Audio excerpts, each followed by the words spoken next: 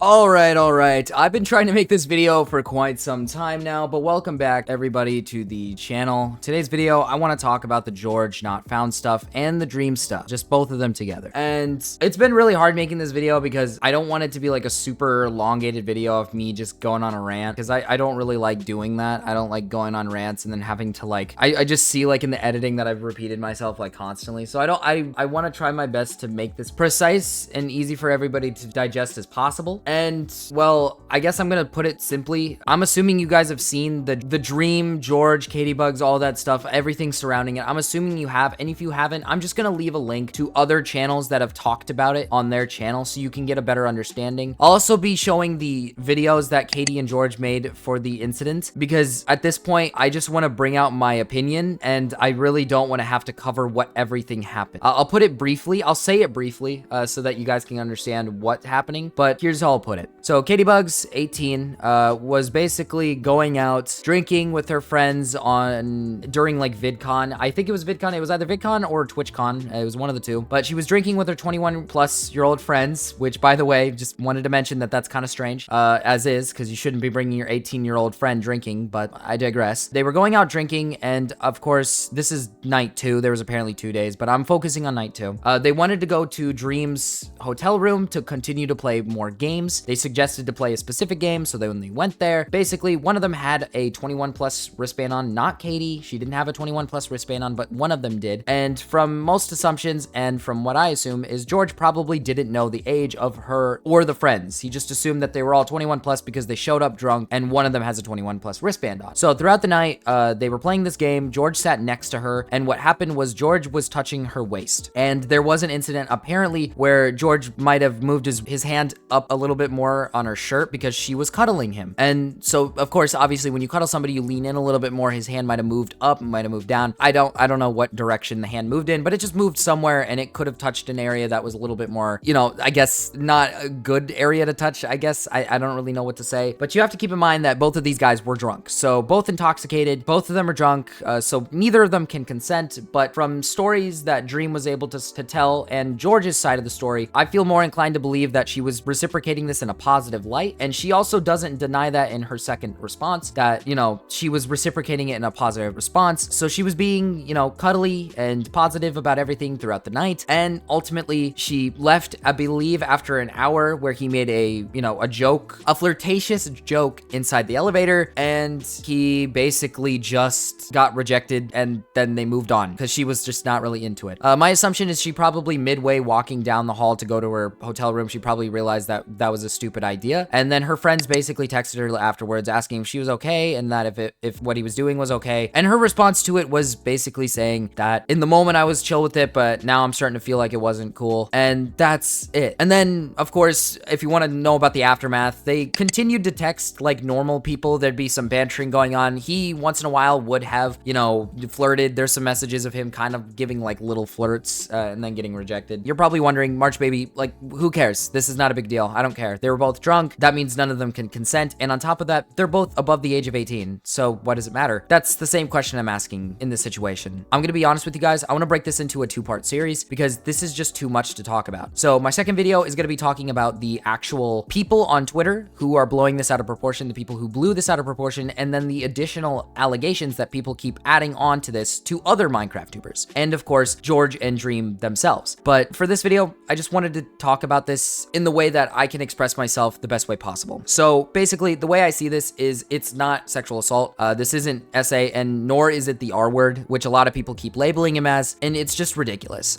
This is something that happens. I mean, to be fair with you, I think a lot of people who are complaining about this are people who have never gone to parties, have never experienced outside things. I mean, another thing that I think is strange is people complaining about how she's freshly 18, when in reality, she's not freshly 18. She's born in January, and this happened in June. So she's a halfway all the way to being 19. She's not freshly 18. And I think this was used as manipulation tactics by her end. I'm not trying to call her some terrible liar or anything, but there's so many flaws within her original stream and then her new document that she posted that I think it's just ridiculous how people gloss over the fact that there's blatant lies in the original stream, and then clearly in the statement it shows. Now, if you want a little bit more context, she didn't show proof originally, and she also boasted about having proof when George said he'd be making a response. Then when George made his response, she said she wasn't going to show proof, but then later down the line showed the proof. And what I have an issue with is that this proof that she shows doesn't debunk anything. Yeah, it shows that someone in the room, like there's a message saying like George 26 is cuddling, touching Caiti 18. And then there's like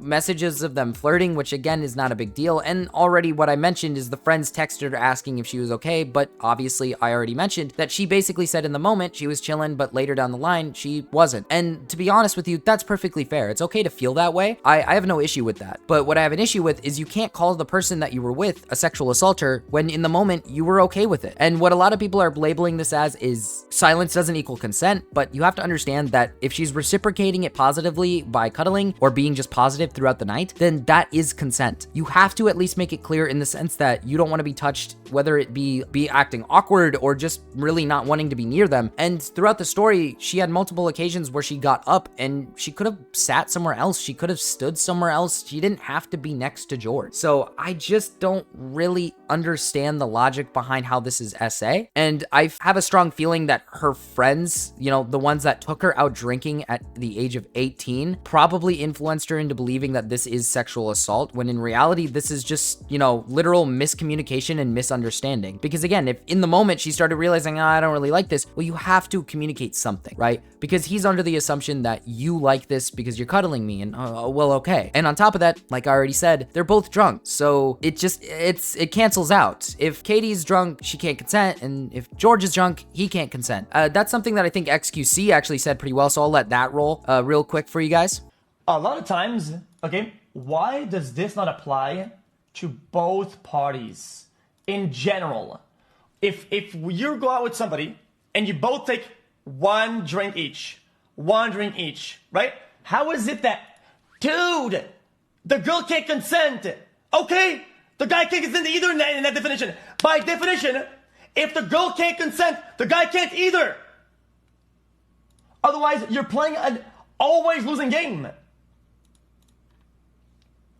Otherwise, you're putting males in a position where they can only always lose, regardless.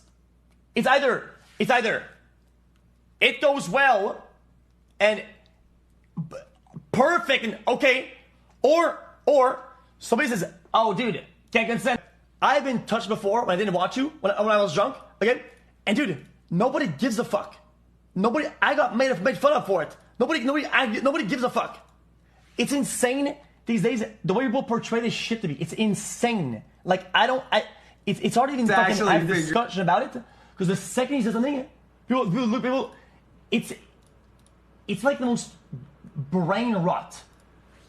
Her out. But yeah, I mean, like I said, I don't want to keep rambling on about the subject at hand. I don't really want to talk about the people who are acting out on Twitter. The last thing I want to talk about before I sign off is the recent stuff. So after her statement, George made a statement saying that he takes back what he said. And Dream also went on a Twitter like chat thing. I forgot what they're called, but he basically started talking about how he's not a bad person. And then he started crying. And one, I think it's pathetic. I've said this already, that I think it's pathetic that they're both caving into the internet hate. But one, George is literally being gaslit into thinking he's some, you know, a rapist and a literal sexual assaulter. He's being gaslit into thinking he's some degenerate loser who's done something horribly wrong, when in reality, he's made like one mistake in his entire life in this situation, and he probably regrets it. And that's really all you can say about it. It's not like some big mistake where he ruined a girl's life. There was no sex involved, no sexual intercourse involved. It was he touched her waist, and that was basically the end of it. And now people are treating it like her life is in shambles, that she can't go on with life anymore, and that her life is like over, and this completely coerced her life and changed her life forever, when in reality it's like, this is not that big of a deal. And as for Dream, people keep saying that he's using his crying as a tactic, which I think is ridiculous, like a manipulation tactic. I just want to add this on right now. Dream for the past year has been accused of being a pedophile, accused of harboring horrible people in his home. He's been accused of being a terrible individual, some of the worst crimes you could ever commit. And now his best friend is being accused as a sexual assaulter, and all he did was basically recount what happened by posting it on Reddit, saying, I believe more George's side because that's what I remember seeing. I remember seeing this event in particular. And people are labeling it like he's like manipulating you. Brother, he's having a breakdown. This man is in shambles. For the past year, he's been under fire by the internet, hated by the internet, and just ultimately deemed a horrible human being by the internet. He never was a groomer, never did anything. He never knew the women that were involved or anything. So no, he was not a pedophile groomer that people label him as. And two, he wasn't even involved in the situation other than being in the room and just trying to give his take on the subject. And now he's being labeled a rape defender. Like, yes, that would make any man break down and have a literal like crying session and start fucking having like a mental breakdown mid fucking explanation, right? I think that's ridiculous that people are labeling it as manipulation tactics when in reality, if you even look at Caitibuggz' side of the story, there's so many things that you can nitpick as manipulation tactics in every point of her statements. The sheer fact that she said she was freshly 18 in her own original statement made it sound like George is seeking after little girls, when in reality, she's a grown woman. She's 18 and he's 26. There is nothing wrong with that age range. I don't personally like 8 years apart. My max is 5, but 8 is a normal thing that if you walked outside, you would see that in the world. There's a tweet that I wanted to show you guys that I think is very important. Katie's age isn't relevant in the story. I don't know why people keep bringing that up. 18 and 26 is kind of weird, but she is an adult. 18 and 26 happen a lot in the real world. And if this nauseates you, then you should go outside. He didn't even know she was freshly 18. I think this statement is extremely valid because it doesn't matter. I think her age is literally a big nothing burger. People keep making it out like as if this statement is, oh, like the fact that he thought she was 21 plus, but now she's 18, that changes everything. It's like, it doesn't. She's still an adult no matter what. It doesn't really matter, even if he knew the age or not. He's going after somebody with above the age of 18. I don't know what else to tell you. There's also been some more information that has recently come out. It's basically just a video someone posted showing that Katie's friend is basically contradicting her own story, which I think is ironic because these are the same friends that are defending her. But it's basically her friend saying that we weren't drinking last night, which in Katie's original statement, she literally says they were drinking. So I don't understand that. Also, to add on to this, just want to point out that Caiti also is an avid underage drinker on her streams. There's like multiple streams that she has where she's underage drinking. So to say that they weren't drinking that night when they're wearing 21 plus wristbands going to house parties, yeah, I'm gonna be real with you. I don't think that's true. I guarantee you they were drinking. So I find it really weird. Like, why would you be going to 21 plus house parties, not drinking responsibly, but then you decide to go to another YouTuber's place to drink there? Either way, even if they weren't drinking that night, it doesn't change the fact that they got drunk at that place. Caiti herself is saying that they were drunk. So I find it very strange that her friends are even contradicting and poking holes in their own stories. They can't even get their shit straight. They don't even have corresponding stories. But when you look at George and you look at Dream, these two actually are putting their stories together properly with proof to make it look sincere. I want to make it abundantly clear before I sign off as well that I don't think that Caiti is a bad, malicious person. I think what happened to her sucks. And I think what happened to her is ultimately, it's a big fucking shitty situation where I just, I feel bad for her, right? I feel bad for her because it's like, I've gone through a situation like that. I feel like a lot of people have gone through situations like that where they don't want to be touched and then they're around somebody who's very touchy. I've had people touch me before when I don't like being touched. And to be honest with you, I'm transparent. I'm not a guy who likes being touched, okay? I'm not a guy who likes being touched. I don't like it when people like come up to me and like touch me anywhere. And I've had incidences where people have like touched me and it sucks, right? It's not something like you like healing or anything, but in terms of this situation, you have to look at it through this standpoint. Both of them are drunk, so they're both not able to consent. They're both over the age of 18, and this is basically being chopped up as a massive miscommunication because at the end of the day, if she's reciprocating things positively at the start, he doesn't know that what he's doing is ultimately wrong, and you need to make that clear to him later down the line. Like I said, I don't think what happened is sexual assault, but I think that what she went through sucks, and I think it is a learning experience for George to maybe, be a little bit more cautious when it comes to this kind of stuff. And I also think it's a learning experience for people like her because at the end of the day, this is definitely something that you have to be able to look at and say, I really shouldn't do shit like this again. I don't want to be going to parties, plastered drunk, getting even more wasted around other men that I don't know, right? I think that's a very good learning experience. I feel like a lot of people on the internet are getting mad at that take, but I think it's a very plausible take that you're very lucky and that you learned from this experience that this didn't go farther than what it really was. And at the end of the day, like like I said, George is not a sexual assaulter. He's not a rapist. To be a rapist, you have to literally, you know, you have to stick it in. You have to actually forcefully stick it in. So that never happened. So just stop calling him that, because he just isn't. Like, again, it's just ridiculous. I think this entire situation has been completely blown out of proportion. I'm starting to get angry. I'm starting to get pissed off, because even more shit just keeps coming out, and even more people just continue to ride the train that George is just a bad, horrible individual. If you haven't seen with the recent stuff, which I just wanted to make clear, I'm sorry this video is coming out so late. I've had to add things on top of things on top of things just because of all the new stuff that just keeps coming out. But George responded again to the original statement. So earlier in the video, I said that they were cowering and giving into the internet hate, which technically in this video, I still believe, but I was wrong. I thought he wasn't going to respond. I thought he was just giving into it. So you know what? Props to George for still standing up for himself. And I think that's really good that he's doing it. I think that most people who get falsely accused of stuff like this should stand up for themselves and not give into the internet hate. But this video right here is perfectly fine. It's good. It does its job. It's capable of breaking down even more stuff. It even disproves a specific thing that I showed earlier in the video, and people are still jumping on the train saying he's manipulating you.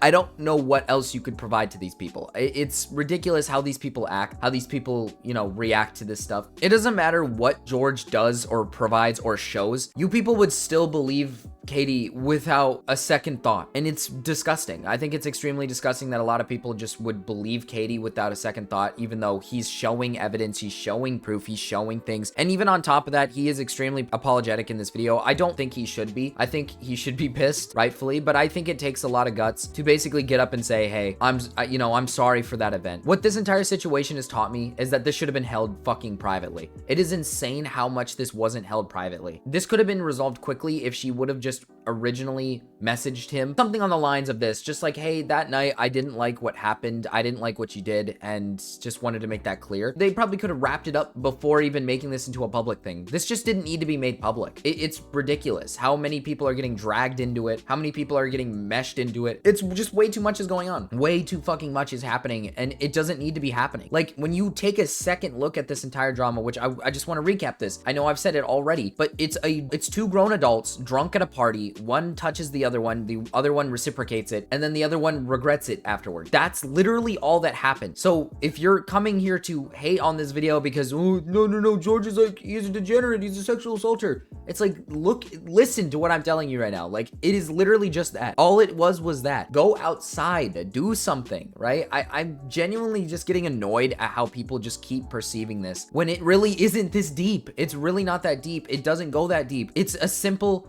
miscommunication. The whole entire thing is a miscommunication. That's it. I really don't understand the logic here. It just doesn't. Again, I just don't know what else to say. I mean, I think George has done a really good job of responding to everything, and so far Caiti and her friends have done a shit job of responding to everything. That tells you enough as is to this entire situation. Just Jesus, dude. Twitter just annoys me. Anyways, guys, like I said, I'm gonna save it for the second part of the video where I talk about the internet in itself and Twitter and everything, just compiling that together. And yeah, I'll see you guys in the next one. Peace.